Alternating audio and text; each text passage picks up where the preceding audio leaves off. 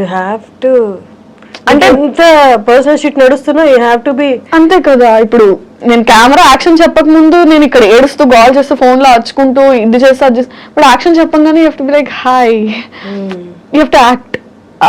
Mental health is always at stake for any choice that you make in life. అంటే conventional గా వెళ్ళిపోతున్న life కాకుండా ఏది చూస్ చేసుకున్నా నువ్వు చేసుకున్నా కాబట్టి నువ్వు పడాలి. యా చాలా ఉంటాయి. బట్ ఏ ఫీల్డ్లోనూ తీసుకున్నా నీ ఒక వర్క్ నచ్చలేదన్నో, లేకపోతే నువ్వు అప్పుడు ఆ పర్టికులర్ టైంలో అక్కడ అలా బిహేవ్ చేయడం నచ్చలేదేమో అని కామెంట్ చేస్తారు. అది కూడా డైరెక్ట్గా లేకపోతే సివియారిటీని బట్టి, ఇండైరెక్ట్గా లేకపోతే డైరెక్ట్గా సివియారిటీని బట్టి. ఇక్కడ ఏంటి అంటే పొద్దున్న లేస్తే దే కెన్ కామెంట్, అంటే మనమే రైట్ ఇచ్చినట్టు ఇండస్ట్రీలో, విజిబుల్ ఇండస్ట్రీలో ఉన్నట్టు టాప్ టు బాటమ్ దేని మీదైనా కామెంట్ చేయొచ్చు. అండ్ నీ క్యారెక్టర్ మీద కామెంట్ చేయొచ్చు, నీ బిహేవియర్ మీద కామెంట్, అంటే ఇక్కడ బౌండరీస్ ఏం లేదు. దేని మీదైనా కామెంట్ చేయొచ్చు, ఎవరైనా కామెంట్ చేయొచ్చు. నువ్వు డిఫెండ్ చేయడానికి వద్దనడానికి కూడా ఏం లేదు. ఎందుకంటే అరే నువ్వు పబ్లిక్ ఫిగర్ అంటే పబ్లిక్ రైట్ ఉంది నీ గురించి మాట్లాడడానికి. ఉందా? ఓ ఉందేమో. అంటే ఇట్స్ లైక్ దాట్. అంటే యూ డోంట్ హ్యావ్ సే అరే ఇలా ఎందుకు అన్నారు అంటే మా ఇష్టం. అంత అనకూడదు అంటే ప్రైవేట్ గా ఉండు. ఇప్పుడు నువ్వు నీ లైఫ్ ని తీసుకొచ్చి పబ్లిక్ గా పెట్టా కాబట్టి అనే రైట్ నాకు ఉంది. ఓ ఉందా? ఓకే. అంటే స్టార్టింగ్ లో this use to trigger so much. అంటే మనం చిన్నప్పటి నుంచి ఇలా నలుగురితో మాటలు పడ్డా అలవాటు చేసుకుని ఉండం కదా. సో ఏదైనా ఇంట్లో ప్యాంపర్డ్ గా ఉంటాము, ఫ్రెండ్స్ అలా ఉండే టైప్, సడన్ గా you get two much attention which is good, and also too many comments that you can't handle from all the ways. Too much of bashing తప్పు అలా ఇలా. And our mind is such that 10 మంది పొగిడినా ఒక్కళ్ళు ఏం negative పెట్టారో అవునా ఇలా అన్నారంటే is something wrong with me అటే వెళ్తుంది. Our mind sets are like that. అది స్టార్టింగ్ లో it use to affect me so badly. తర్వాత I have better things to worry about, man. I mean, I have to deal with life. I don't have time for this. Jo hai so hai. Okay, viewers comment చేస్తున్నారు ఇదంతా మనకి దూరంగా ఉన్న వాళ్ళు. Okay fine. ఒక ఆడిషన్కి వెళ్ళినా, audition తీసుకో, ఒక ఆడిషన్కి వెళ్తే అంటే ఆడిషన్కి లోపల అడుగు పెడుతున్నప్పుడే you gave them right. Okay నేను ఇప్పుడు ఆడిషన్ ఇస్తా, నువ్వు నా యాక్టింగ్ గురించి కామెంట్ చేస్తావా, నా పర్సనాలిటీ గురించి కామెంట్ చేస్తావా, లేకపోతే పక్కకి వెళ్ళి అట్లంటే నా క్యారెక్టర్ గురించి కామెంట్ చేస్తావా. ప్రొఫెషనల్గా డీల్ చేయాల్సి వచ్చినప్పుడు ఇట్స్ మోర్ హర్టింగ్ కదా. అంటే as long as it's not in front of you and are on your face it doesn't make a difference.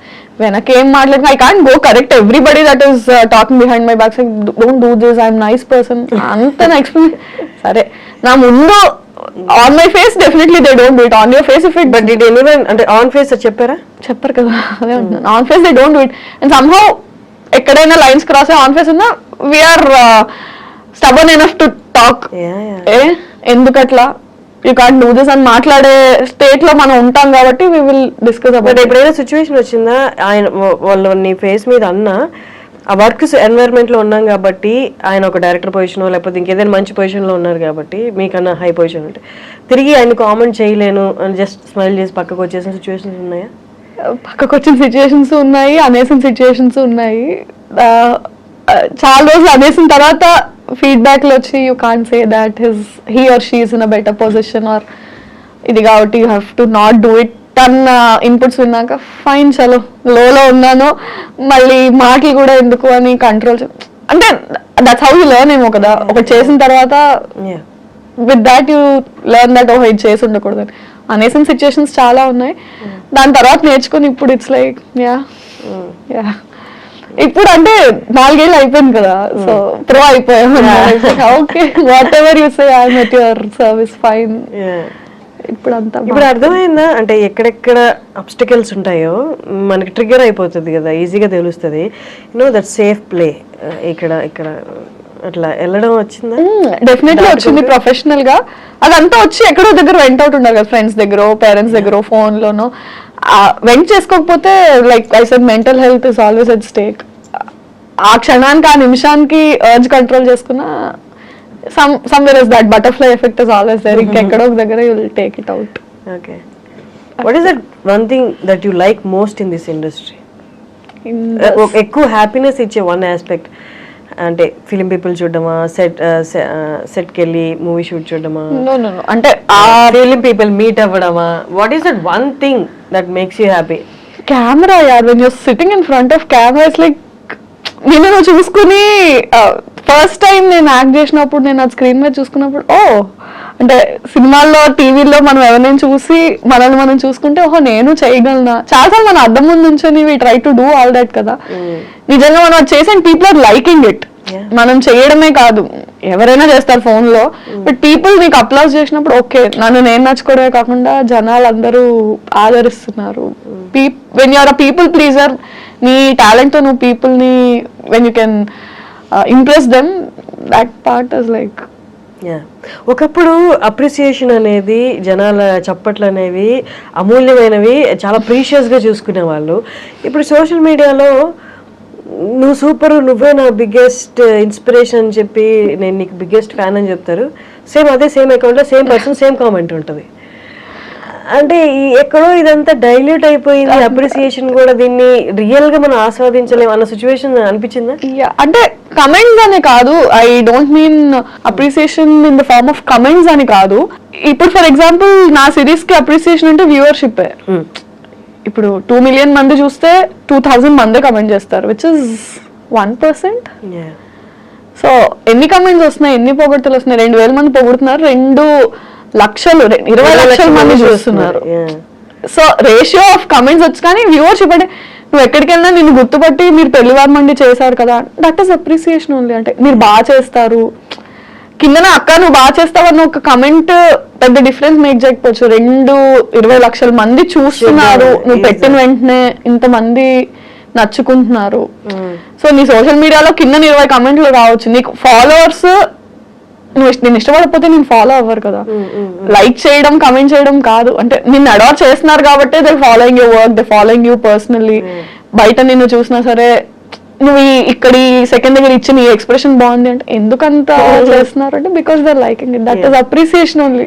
విరజిత, ఒక 5 years ముందు యూట్యూబర్గా అప్పుడే ఇనిషియల్గా స్టార్ట్ చేసి ఈ 5 yearsలో కొంచెం సక్సెస్ గెయిన్ అయ్యి ఈ మధ్య కాలంలో కొంతమంది YouTubers as well as influencers అని కూడా చెప్పొచ్చు, కెరీర్ చాలా స్పాయిల్ చేసుకుంటున్నారు. ఇది చూసిన పెద్దవాళ్ళు కానీ బయట కొంచెం పలుకుబడి ఉన్న వాళ్ళు లేకపోతే జీవితంలో సెటిల్ అయిన వాళ్ళు ఏమన్నారంటే, వీళ్ళకి ఏజ్ మెచ్యూరిటీ రాకముందే సక్సెస్ చూసేశారు, డబ్బులు చూసేశారు, అది ఏం చేయాలో తెలియక విపరీత ధోరణిలోకి వెళ్ళిపోయి ఇలా కెరీర్ లైఫ్ కూడా స్పాయిల్ చేసుకుంటున్నారు అంటున్నారు. But at the same time సక్సెస్ఫుల్గా వెళ్ళే వాళ్ళు కూడా ఉన్నారు. బట్ ఈ రేషియో ఎక్కువగా అనిపిస్తుంది. What is your take or your comment on that? ఏమంటే that's a very individualistic thing, అంటే we can't pass a comment on that because మారుతారు కదా. అంటే 10 years బ్యాక్ ఇండస్ట్రీ ఉన్నట్టు ఇప్పుడు ఇండస్ట్రీ లేదు, 20 years తర్వాత ఇలా ఉండదు. సో స్పాయిల్ చేసుకుంటున్నారు, పతనం అయిపోతున్నారా అన్నది అంటే దాని ఆఫ్టర్ ఎఫెక్ట్స్ ఎవరికి ఇమీడియట్ గా దేని ఆఫ్టర్ ఎఫెక్ట్స్ తెలియవు. ఇట్ హ్యాపెండ్ అంటే అది that's a very personal thing and individualistic thing. ఎవరు కావాలని కెరియర్ స్పాయిల్ చేసుకోవాలి అనుకోరు. ఎక్కడో చేసిన ఒక యాక్ట్ అది పైలప్ అయ్యి అండ్ సంహౌ బర్స్ట్ అయిపోతుంది మీడియాకి వచ్చేసరికి, అది చిన్నది కూడా భూతద్దం అయిపోయి పోర్ట్రే అవుతుందో మరి that's intentional or unintentional coming out. And maybe public కూడా ఎక్కువ అటాచ్ అయిపోవడం వల్ల వాళ్ళు ఎవరినైతే అభిమానిస్తారో వాళ్ళ మీద చిన్న ఇది వచ్చినా సరే దాన్ని వాళ్ళు తీసుకోలేక బ్యాక్ లాష్ అవ్వడం. అదేనంటే ఇట్స్ అ వెరీ పర్సనల్.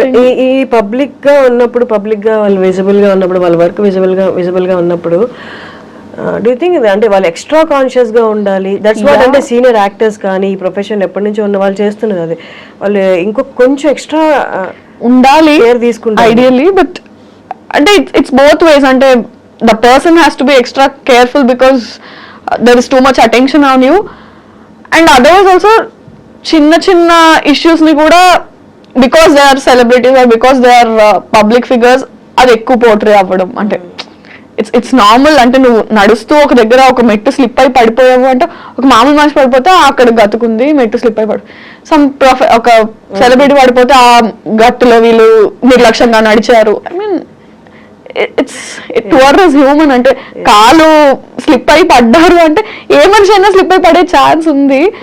దాన్ని పబ్లిక్ ఫిగర్ కి వచ్చినప్పుడు ఎక్కువ పోర్ట్రే చేస్తారు. నార్మల్ పర్సన్ అనేసరికి ఇట్స్ ఓకే, ఇట్స్ ఫైన్ అన్నట్టు ట్రీట్ చేస్తారు. Yeah, they have to be extra conscious. And I think the people in media also have to little chill down. I mean,